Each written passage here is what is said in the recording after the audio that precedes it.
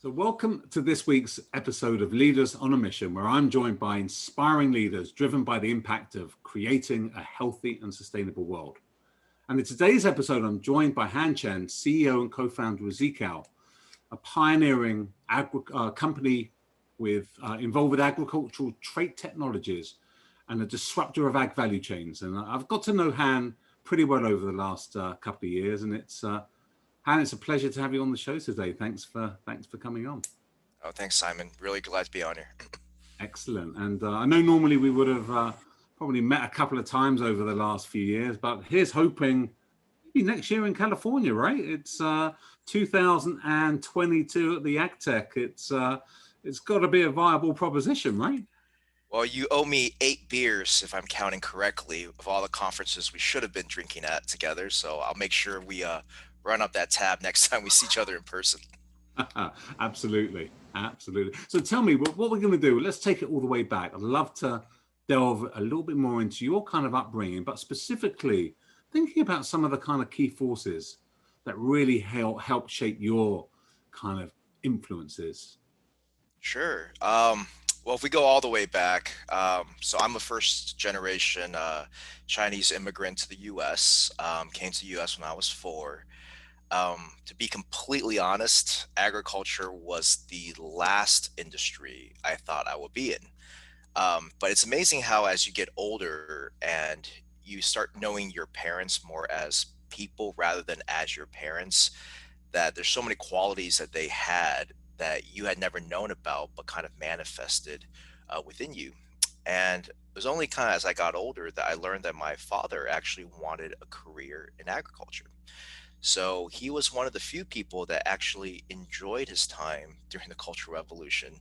It was a tough time, obviously, for the whole country, but he really enjoyed being in the fields, being able to produce the crops that fed the village and then fed the country. And he wanted a career in agriculture, but ended up in engineering. And so my memories of growing up with ag was really, we couldn't really afford the food that was at the grocery store, so we had to plant a lot of our own. And there's so many different vegetables that we had grown accustomed to that just weren't sold at American supermarkets, so we kind of had to grow our own food. But given that I'm one generation away from really facing what we'll call food insecurity, I always, thought that agriculture was the furthest thing from my mind. So for me to have come all the way back to this, it's been quite an amazing journey, and kind of following in my parents' footsteps in some ways. Yeah, absolutely. Tell me, what kind of engineer was your dad? He was an electrical engineer. He was one of the first, 100 immigrants to come out of mainland China after normalizations of relations with the U.S. And so we settled in Texas. That's where I grew up originally. And again, that was pre what I'll call Google times. So, we had very little information at that time on what the US was like. And so he picked Texas A&M, where he went to get his PhD, simply based on latitude, being the same latitude as our hometown in China. Amazing. Yeah, incredible. Tell me, can you remember, you were 4 years old, right? I mean, what's your earliest memory of, when you think of, can you remember that transition? Is it in there somewhere? I can. I remember going through the airport, going through customs. We had some of the friendliest people guide us through. We didn't speak any English at that time. So I remember the coloring books that they gave me, which was amazing. But I also remember it was the first time I had orange juice. And I did not like it, to be honest. I thought it was way too bitter, and I thought they were giving me medicine. So orange juice was one of my first introductions to American culture, and it was definitely something that I've grown to love, and definitely wasn't when I first had it when I was 4. Yeah, no, got it. So just tell me, when you lived in Texas, right, with the family, but when did you end up in the West Coast, for instance? Yeah, so I spent my childhood in Texas and Oklahoma. I grew up mostly in my formative years in Massachusetts, and drove cross country in 2003 to California. I never wanted to shovel snow or rake leaves ever again. I kind of made that commitment. That's going to be nothing but palm trees and sunshine for me. Yeah. So drove cross country and ended up going to UCSD for graduate school. Got my master's at UCSD, and it was actually complete serendipity that through a connection I had in graduate school that I actually ended up in agriculture, starting from the investment side as a venture capitalist, and then eventually to the operating side, founding Zeakal. Got it. Yeah, yeah. So that connection was that through Finisterre initially, then was it, or was that through more the cap? It was Kaplan Ventures, wasn't it? Was Right. first? So, yeah, so the listeners may remember that I used to be the investment manager with Finisterre several years ago. And like all great stories, my story started at a bar. And it was my my second year of graduate school. I was supposed to go back to New York to work on Wall Street. Had a job lined up, and I was at a bar with a friend, and he mentioned to me, he said, "Hey, look, it's your last quarter. How'd you like to come in for an internship and learn a little bit about venture capital?" I said, "I have no idea what venture capital is." He goes, "But it pays $15 an hour." And I said, "Sold." That's twice as much I was making at the mall. And I said, "I'm there." So I started my internship actually with Finisterre my last quarter of graduate school. And it was an amazing opportunity because that's how I actually met my mentor, our late chairman, Dr. Jerry Caulder. And, he kind of took me under his wing and basically taught me everything about management, plant sciences, and agriculture. And that's when I kind of really fell in love with this space and decided that, rather than pursue a career in pure finance, I really wanted to see if I could make a difference, and eventually fell so in love with this space that rather than just invest in it, I thought it'd be a lot more fun to build a company. Great. Yeah, that's really great because I was going to say I could really tell when we speak and you outline some of your vision. It's really clear that you really connect. With it's a labor of love. With you, right, and you care very passionately about it. And I'm just interested in charting. Was that very much Jerry's influence, and did that grow and evolve as you were learning and developing through your career? Because it's really palpable with you. I mean, of course, I mean, Jerry was like a father to me. He shaped what I'll call my adult career, those formative years of, when you're just setting out to decide what you want to do in life. But I think if we rewind a little bit, I think the thread has always been there, but it's taken on a lot of different forms. So I've always wanted to do something impactful and to be able to help people, humanity, if I, could use a cliche term like that. I was pre-med when I went to college. I always thought that I was going to be a doctor. Loved biology in high school. And around my sophomore year of college, I decided it wasn't for me. I realized that I was A, not a good researcher, and B, I really felt like I want to do something more than just help individuals, something that could be at a larger scale. And as a freshman, I took a course in political science. Never taken a political science course before, but also loved history in high school. And that class really was impactful and changed my views on everything. I took a lot of philosophy classes, took a lot of political philosophy classes, and I thought that, wow, if I could be in policy and kind of shape the world, I could save millions and not just a few individuals.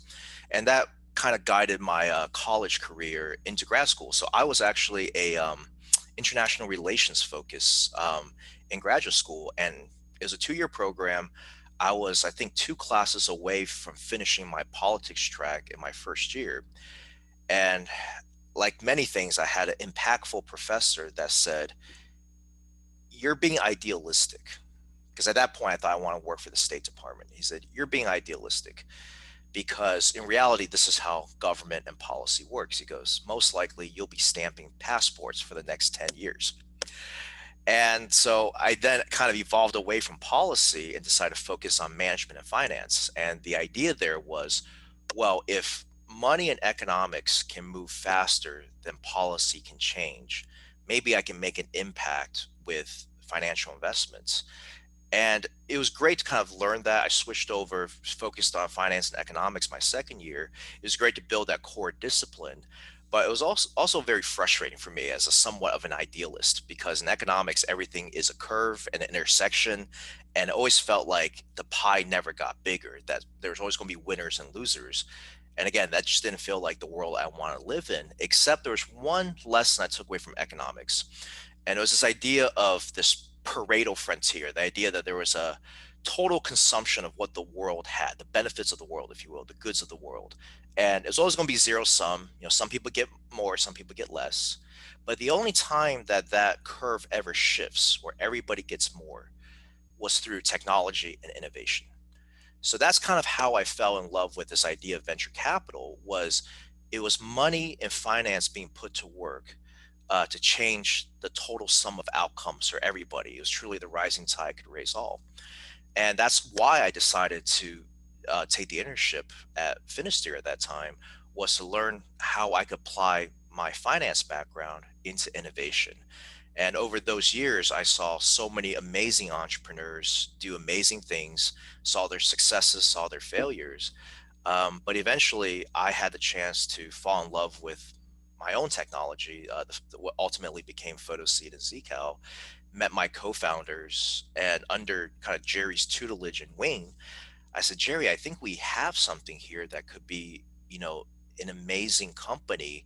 And similar to the story that, you wrote with Mycogen at that time. He was the co-founder and CEO of Mycogen, one of the most successful plant traits company in our industry. And I said, do you think this has that potential? And he was very supportive of it. And so we formed Zeakal. At that point, I had another management company called Capion Ventures. Um, the other friends and investors that kind of raised me at Finisterre, they were so happy to see me find my feet, if you will, as a first-time CEO, and they were one of my first investors. So I would say that the thread, was longer in terms of, why I want to do this. It took on a lot of different iterations as I got to know the world more. But, Jerry was absolutely, the cornerstone behind it. He allowed me to stand on his shoulders. As a young entrepreneur, as a first-time CEO, it's never easy.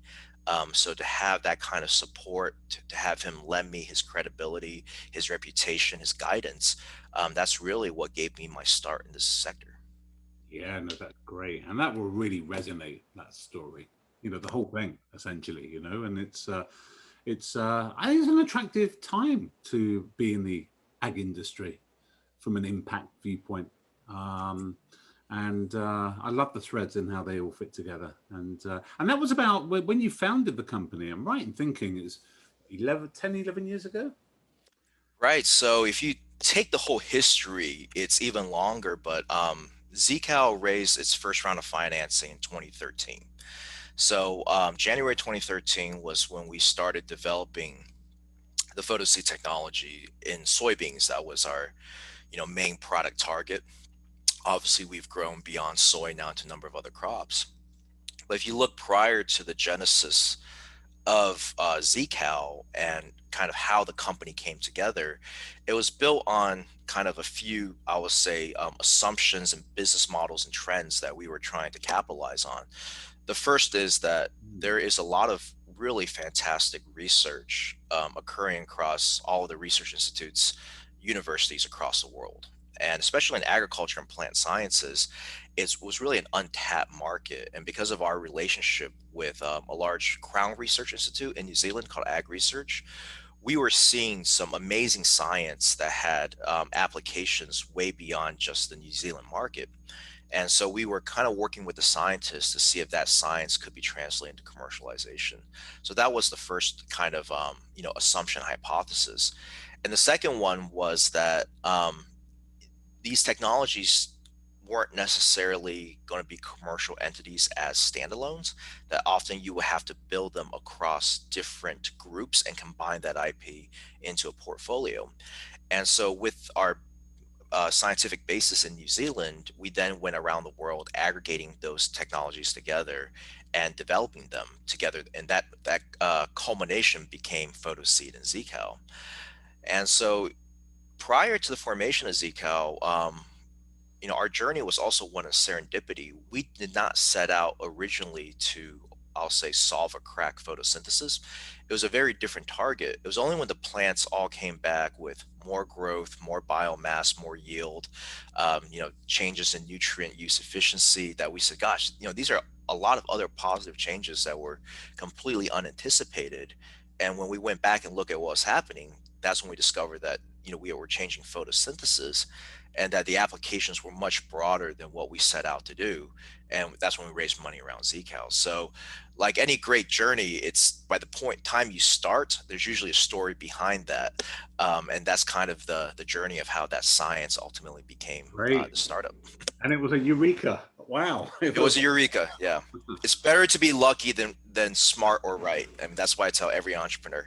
Yeah, no, absolutely. So tell me just broadly, back to the company now, back to, what you see as the kind of problems that you're looking to solve right now, for instance, the things that really resonate for you. What can Zeakal do? So if you look at what I'll call the previous phase of agriculture, it was very much focused on productivity and efficiency, right? I mean, we faced a calorie problem, across the globe. And so modern agriculture today, and the leaders of modern agriculture, really stepped up to solve that problem. Is how do we create more yield with less inputs so that we can feed the world? And that's been really the history over the past 50, 60 years with modern crop protection, what we'll call on the engineering side, the mechanics behind it, and then of course genetics through breeding and traits. I think we're now at a cusp where things are changing, where those demands need to change, and what is important and the priorities need to not only address this yield and productivity issue, but has to move beyond it. And unfortunately, I also see the challenge as, because we become so efficient, we are running at 100 miles per hour and we can't stop. And that efficiency is coming sometimes at the expense of value, resiliency, and sustainability. It's coming at the cost of those things. And there's no reason why they have to. So the question is, how can we combine the modern efficiencies of agriculture, but now factor in all those other important components?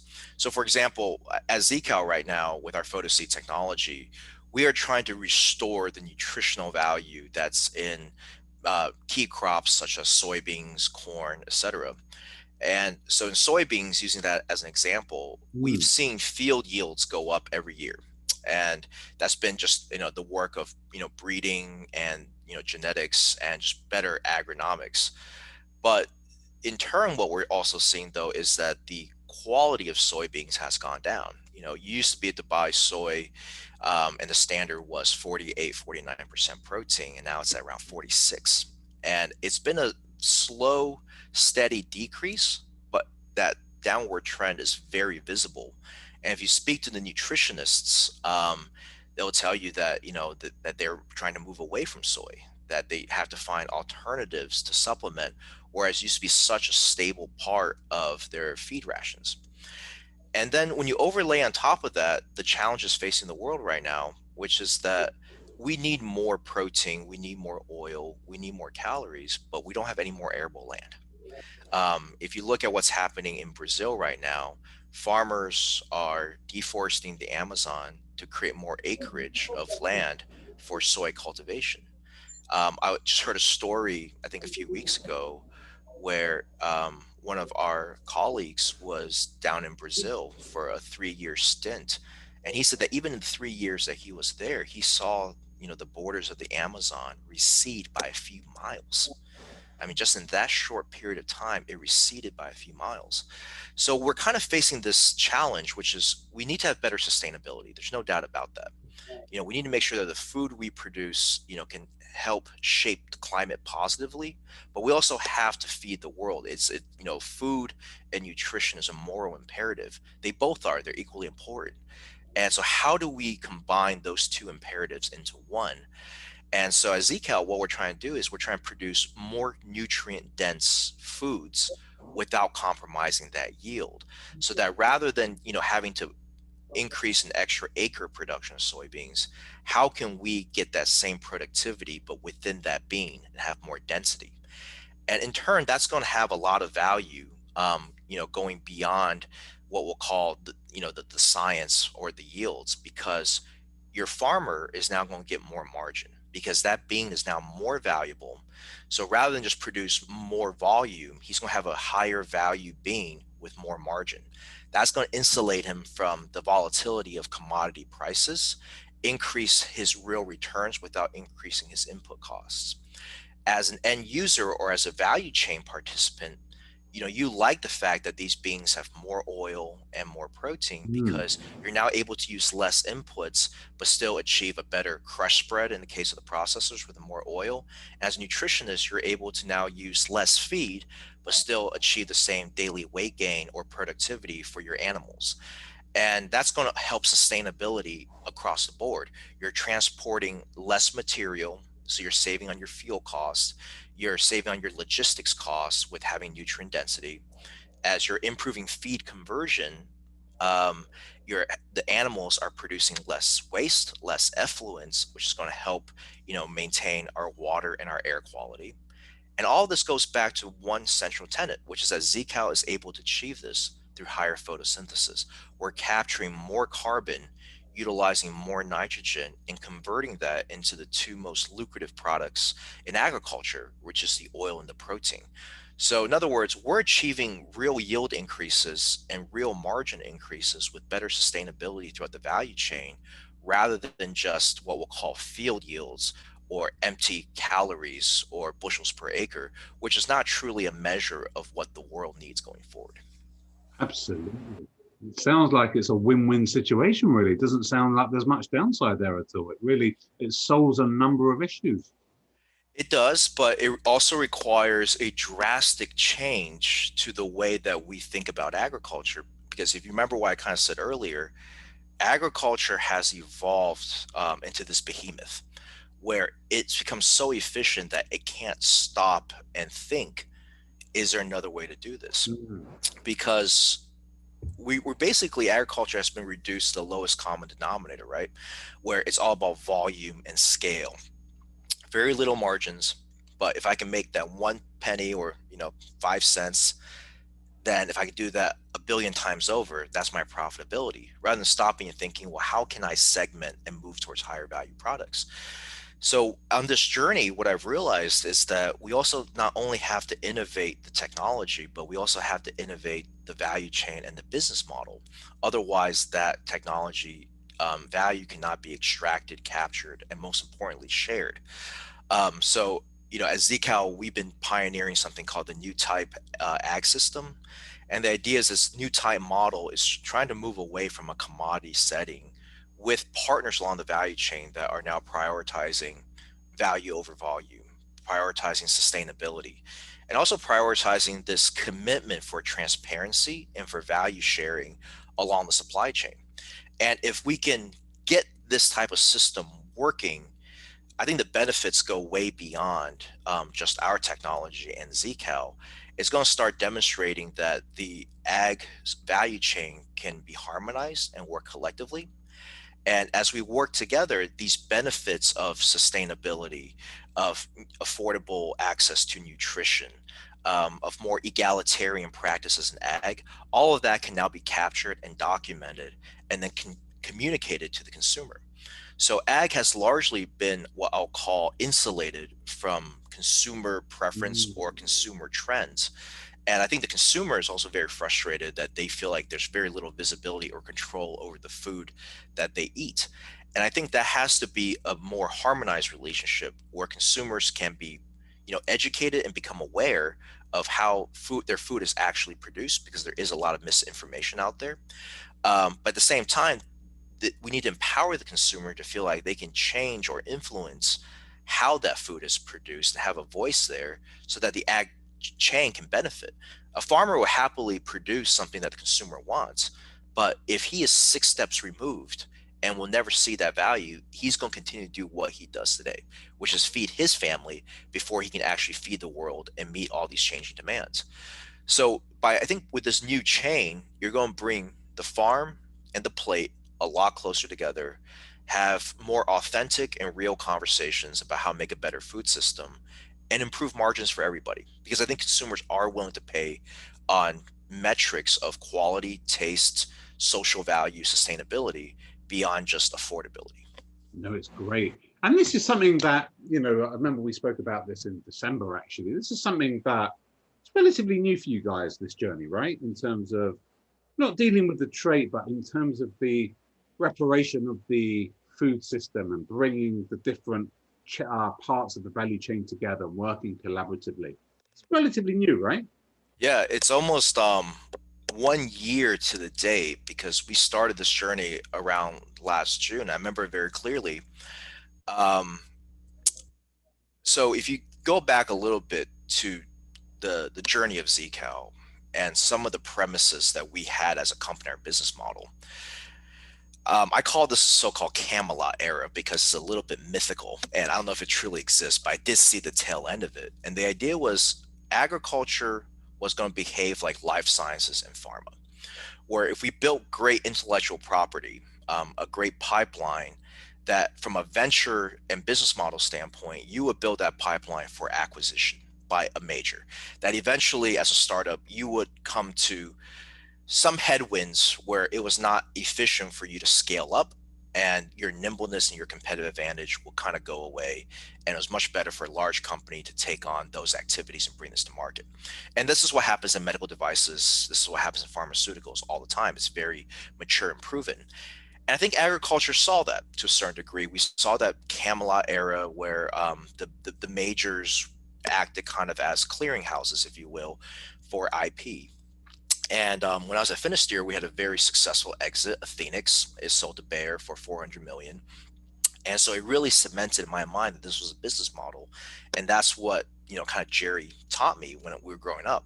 So when I started Zeakal, my premise was to build a very efficient technology pipeline, reduce the cost as much as possible, focus on IP and data so that it could then, be acquired by a large company.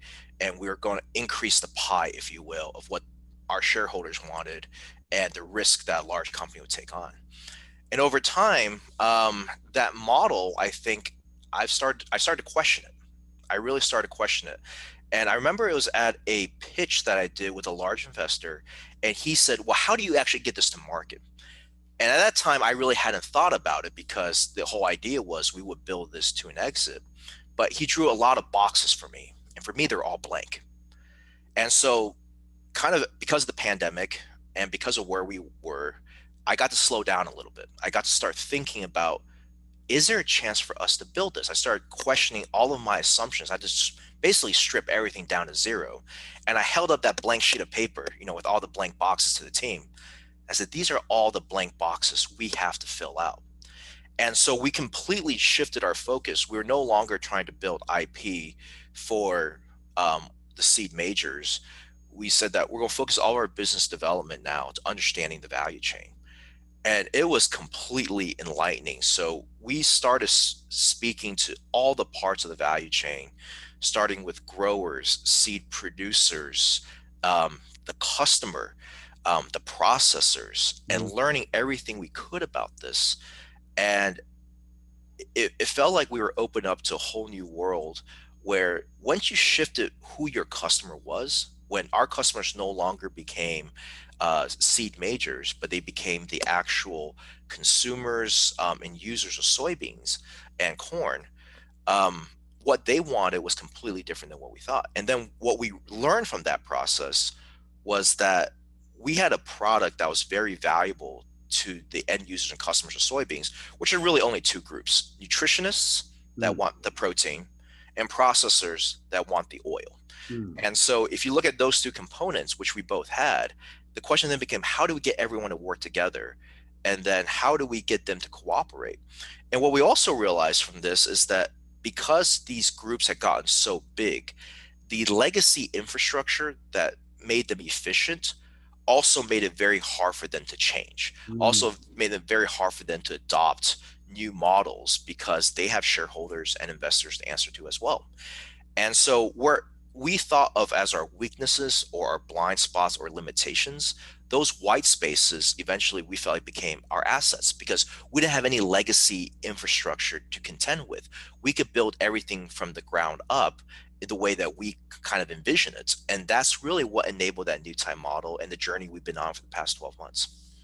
Oh, great. And where do you see, like, in terms of where you see this, your vision for the future, both for this, I suppose, with Zeakal involved with this, well, what does that look like for you? What does success kind of look like? And then what are the real kind of the biggest hurdles in making it happen? Success for us would be to shift the mindset, which by the way is also the greatest hurdle, is to shift the mindset of agriculture to make the entire value chain believe that monetization and success around value, nutrition, and sustainability are real. Because if you speak to anybody about this, it all sounds great, right? Yes, we want to produce more sustainable crops that make nutrition more affordable, that improves margins for everybody. It sounds like a no-brainer, right? But there's a lot of skepticism around it because we're not the first company that's talked about value add, and so far in history that's never succeeded. And again, if you go back to my my history and my upbringing with Jerry, Jerry would have told you that an output trait, a trait that focused on consumers, that focused on quality or sustainability, he would told you it would never be successful. He goes, because we sell seed to the farmers. Yeah. And even for me over the past year, I had to fight against that bias and that prejudice, even myself, because, we used to say, question Jerry at your own risk or at your own peril, because usually he was right. So even for me to kind of separate from that mindset and to prove to myself that this was possible, it was really difficult because there's a lot of casualties in this. So success for us looks like, that we have this product, but more importantly, we have a business model that enables this product to be successful. And again, the greatest hurdle is just changing the minds of everyone on the value chain, because everyone would tell you that they want this, but they'll point their finger at another part of the value chain and says, well, that person though won't value this, they won't pay me for it, and they won't do it, so therefore I won't. So how do you get them all talking together? How do you actually say to them, you all want the same thing, you just don't know it? And how can you get them to become harmonized rather than antagonistic? So the idea is that, groups that should be partners end up being competitors. And that really makes no sense, for agriculture. And that's one thing that we're trying to do is, can we get these very large players and partners, farmers and growers who have a lot of skepticism, but this need and this desire to change?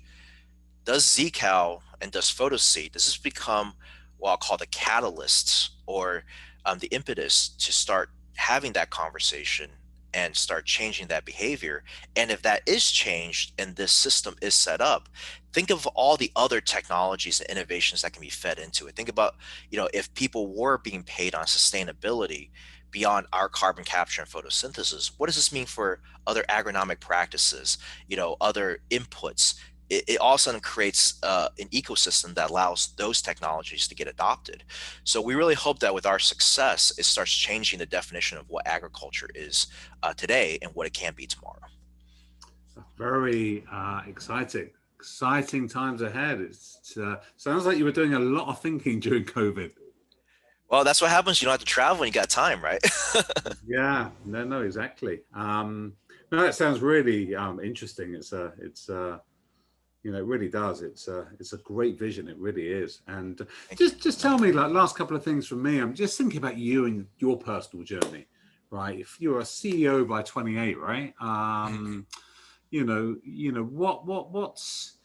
What's been, when you reflect back on, those 11 years as a CEO, what have been the kind of major lessons that you've learned from that journey? If you were talking to someone now that was going down that same road now, we were talking to you back 12 years ago now, giving you some advice, some major learnings or advice, what would they be?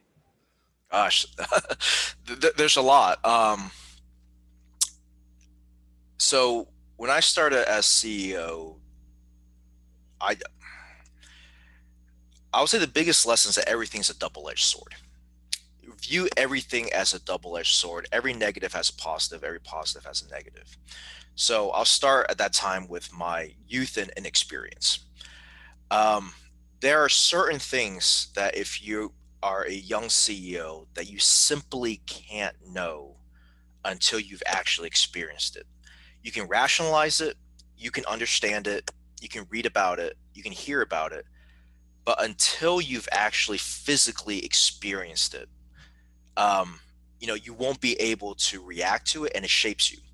So a lot of people say, "Oh gosh, you're inexperienced. You shouldn't do this." That's not true. I think youth can be an advantage. You're hungrier, you're more nimble. God knows my cognitive abilities have definitely slowed down in the past 12 years. I'm just not as sharp as I used to be. So there was a lot of advantages there. But you also have to have the humility to understand that no matter how smart you are and what you think you're doing, until you've actually been through those experiences and see how you come out of it, um, you can't learn those things other than firsthand, and they become ingrained into your muscle memory and even your character. Number two, I would say learn how to segment out advice and mentorship, because you're going to get a lot of advice over time. It's all going to sound really, really good. Sometimes it might all sound really, really bad because it's completely counter to who you are. So it's finding that line, again, that double-edged sword. It's finding that line between having the humility to be able to take criticism and take that advice, and to never become retrenched that you cannot hear an opposing point of view, to then also having that conviction, though, to know that you are on a journey and that you're trying to create something new where no amount of advice could possibly guide you on that journey. And again, this is the contradiction, right? So I'll give you a great example. I've When people hear what we're doing, even now, they think it's crazy. A lot of people think that what we're doing is crazy. Oh gosh, you're trying to change everything. That's so hard. How can you do this as a small company? And I think back to every time someone told me that I was crazy for doing something else. Oh, you'll never do photosynthesis. You'll never do A, B, C, D, E, F, G. And we've overcome all those. Imagine if I had stopped, due to that kind of what I'll call wisdom, which is that it's never happened before. So that conviction is what got us to this point. But at the same time, though, I've also gotten a lot of really great advice where, you know, it saved me from making a lot of mistakes. I had good swim lanes. Teasing out which advice you should take, swim lanes, versus which advice is legacy, fear, or failures of things that have never been done before that you're trying to solve. Being teased that out and having that conviction, that's really, really tough. And that comes from experience. I think as any CEO, you won't be a great CEO until you've experienced some degree of failure. I know that sounds completely antithetical. I'm not saying that you should go try to fail 6 companies and they're all learning experiences. But what I'm saying is that when you have failure, it shocks you. It shocks your complete system, especially as people that have been overachievers, their whole life. And, they've always hit their milestones, went to the next step. Failure kind of reduces you down to nothing. Um, if you can rebuild yourself from that, if you can take that experience and rebuild yourself stronger, you'll never be the same. You'll never have that, enthusiasm or that innocence, prior to that failure. But when you're rebuilt, it makes you more resilient in certain ways. And having that demon always on your shoulder, reminding you what that abyss looks like, it makes you it makes you a better leader. And I think it makes you a better leader in a few ways. It makes you more conscious of what the other side looks like. It makes you fearless because you've experienced your worst. You know that this is rock bottom and you can operate without fear. And I also think it makes you more empathetic. I think so much of being a good CEO and having, a great team around you is that you can be empathetic to everyone and their needs and to build that team cohesiveness. And there's nothing more humbling than experiencing that failure and seeing other people help put you back together. And when you do that, I think that empathy is what creates a better company culture. And so I would recommend to any, starting CEO is that when that time comes, it's going to feel horrible. It's going to feel gut wrenching. It's going to feel like your life is over. And find somebody to counsel you through that, find the support you need. But just know that when you come out that other side, you will be a better person. And it's going to be really hard in that moment, but you will be a better person. Yeah, no, that's wonderful. That's really great advice. It really is. A lot of wisdom there with that. And I think with the last bit you mentioned there about when you come out of that, having a mentor or having a supporter that you can go to that you can really rely on sounds really important. With that experience, actually. Yeah. I mean, I think one thing that all entrepreneurs struggle with, especially in the C-suite, and then more specifically as CEO, it's isolation, right? It's this feeling of you're kind of standing alone at times because as a CEO, you're often expected to put on what I'll call this veil of, you know, uncorruptibility. This idea that you have to be the company and the strength of the company and the public face of success. And that's very hard because you're managing to your team to keep the team motivated, cohesive, believing in the vision. You should know what everything's going on in the company, and yet you're trying to make sure that everyone individually, feels like their job is secure and that the company is going in the right places. You don't want to share that doubt a lot of times. And then you're managing to your investors and your board, your performance and all that. And so it can become very, very isolating, where you feel like, well, who can you talk to about, your problems? And it can also feel very isolating because you don't want to admit that you're human. You don't want to admit that, that you're facing these struggles because we hear a lot of mantras. Be 150% in. The buck stops with you, right? And you shoulder those responsibilities. A lot of CEOs I've spoken to tend to take very little credit for the successes, but they definitely punish themselves on all the failures. It weighs on them. And what I had to learn was, two things. One, you have to open up more about how your insecurities as a CEO. And you'd be surprised that this idea of that you're infallible, it's all in your head. It's a pressure you put on yourself. It's not actually a pressure that anyone else puts on you, especially when you have a great, group of investors and team like I do. A lot of it is in your head. You have to get rid of that. That's number one. Number two, you have to be able to create a little bit of distance between your identity and the company's identity. And that is the hardest part. The hardest lesson I had to learn was your company will never love you back. It is an entity that, will do whatever it needs to do. It will have failures, especially when you're in science-based things. Science will, it's a cruel mistress. It'll deal you a bad hand a lot of times. There's nothing you can do about it.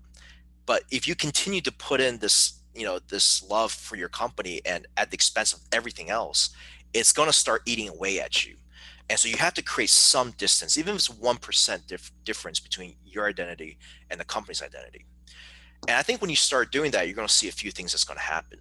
You're going to see that you're going to become a more authentic leader, and your weaknesses are going to become your strengths, because then your team will know how to support you on that. So my approach to management and culture is I kind of think of, teams like a phalanx. In order for everyone to be the sharpest end of that spear, you need someone to be your shield on the other side. And so we all try to cover each other's weaknesses so that the best of our abilities can come out. But if you're always, pretending to be this infallible leader, no one can actually help or protect your weaknesses. And that's when a lot of the things go wrong.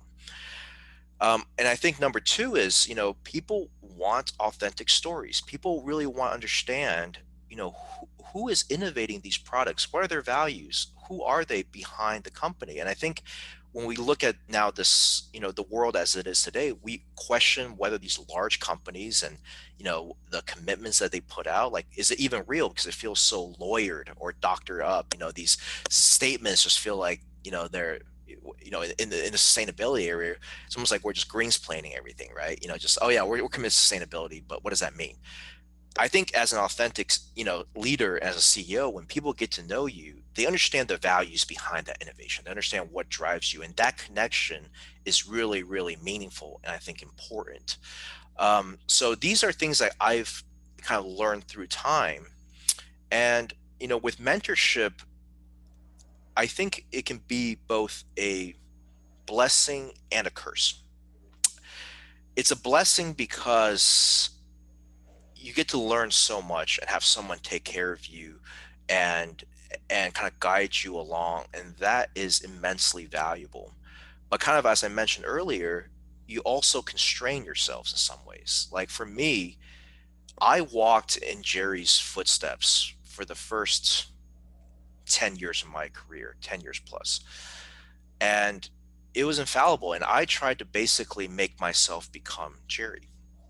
And in 2017, that was when Jerry was first diagnosed with cancer. And it was the first time that it hit me that I might not have Jerry one day. I felt completely lost. And that's what I mean by it can be a curse, is if you've defined yourself, as your mentor or mentorship has, you never really have a chance to find who you are or your leadership style. Because at that time, I was just really trying to say, gosh, Jerry was successful. I'm looking for answers. Like, how can I replicate what he did? And so when Jerry got cancer and he took a step back a little bit, from the company, and then when he passed away, I had to really redefine, what Zeakal was and what it would be under my leadership. And that's, I think, when it allowed, the company, myself, and our entire leadership team to also grow beyond Jerry. And I think he would have been extremely proud to see where Zeakal is today, because that was always his desire, to see if we could do more than what he was able to achieve. Because, for example, Jerry was very passionate about photosynthesis as an innovation area, but could never do it in his previous iterations with Mycogen and Monsanto. He didn't believe that a trait that focused on value could ever be successful. And he sure didn't believe that agriculture could ever come together. And so for us to be able to, surpass that, or to break through those, challenges or those limits that he faced in his career, I think is amazing. But it had to require all of us to also break down our comfort zones and the bounds of, what we thought we could achieve. So, for any young entrepreneur, I would say that, have people that support you, but also look inwards to say, what can you bring that is special or specific that will allow you to bring something to the next level? Because that's what everyone's looking for. Everyone invested in you because they saw something that, is completely either disruptive or does not exist in the world today. And so what is that thing that's going to bring you to that next point? And when you find that, I think that's when you really find your passion and your mission and your commitment to the journey. Great. Thank you so much for sharing. And Han, it's been a pleasure discussing this with you. And thanks a lot for your wisdom. It's been really, really interesting chat. Thanks, Simon. It's always a pleasure to have these opportunities to speak with you. And thank you for having us on.